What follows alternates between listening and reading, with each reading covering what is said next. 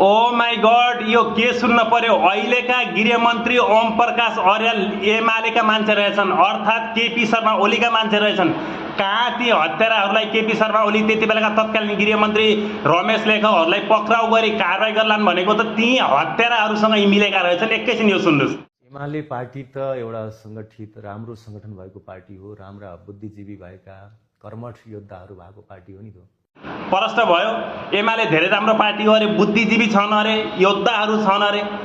त्यो हत्या देखेन यसले, त्यो हिंसा देखेन, त्यति ठुलो भ्रष्टाचार देखेन, देश बेचेको देखेन, हिंसा अपराध अन्याय अत्याचार केही पनि देखेन यो अहिलेको धत्तुरे गृहमन्त्रीले। उल्टै उसको पार्टी बचाउमा लागेको रहेछ, अर्थात् उसैले त्यही केपी शर्मा ओलीले चाहिँ यसलाई गृहमन्त्री बनाइदिएको रहेछ, त्यसैको आशीर्वादबाट गृहमन्त्री बनेको रहेछ। अनि यसले चाहिँ के कारबाही गर्ला र तपाईँ हामीले न्याय पाउलान्? बिचरा ती जेन्जी युवाहरूले, ती पढ्दै गरेका ती साना नाबालक बच्चाहरूले के को न्याय पाउनु? यो विदेशी दलालहरू त यिनीहरू त सबै एउटै रहेछन्, एउटै ढ्याङ्गा मुला रहेछन्, यिनीहरू सबै मिलेका रहेछन्। ल हेर्नु त, हत्याराहरूलाई राम्रो भन्ने रहेछ, दलालहरूलाई राम्रो भन्ने रहेछ, मानव तस्करहरूलाई राम्रो भन्ने रहेछ। हिजो महाकाली सन्धि बेच गर्ने बेलामा केपी शर्मा ओली पनि छ। अब त्यो देश बेच्ने केपी शर्मा ओली यसको नजरमा राम्रो रहेछ। अनि यो गृहमन्त्रीले चाहिँ कारबाही गर्ला र तपाईँ हामीले चाहिँ न्याय पाउने?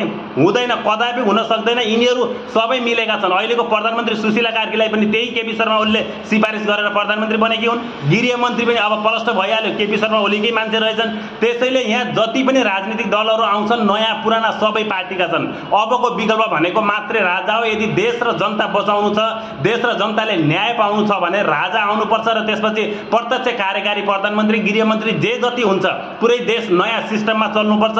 अनि मात्रै देशले काँचुली फेर्छ। होइन भने यी विदेशी दलालहरू जताबाट पनि घुमिफिरी यिनीहरूकै मान्छे, यिनीहरू नै आउने हुन्।